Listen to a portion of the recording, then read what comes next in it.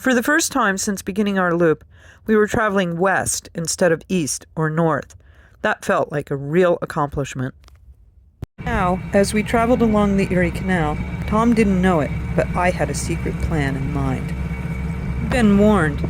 Oh, we'd been warned about the terrible amount of debris that was likely to be ahead. And yet, for a time, the waters stayed beautiful and clear. We really enjoyed the many sights along the canal. I really enjoyed seeing these pretty little violets asserting their position on the canal wall. We saw bridges, powerhouses, and smokestacks, and the water just burbled merrily along until...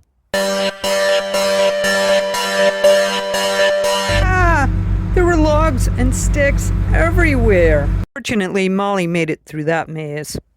The novelty of going under bridges just never gets old for me. There were interesting and unusual sights at each stop all along the way. Photos don't do justice to the experience of going through Lock 17. I didn't have my GoPro up and running yet, and I didn't have free hands to use my regular phone to film. So I haven't any footage of what it was like inside Lock 17, but it was an amazing experience. The lock was so deep that it was dark and cold inside. The ironclad walls hissed and streamed with water that sprayed into my hair. The air smelled of wet rust.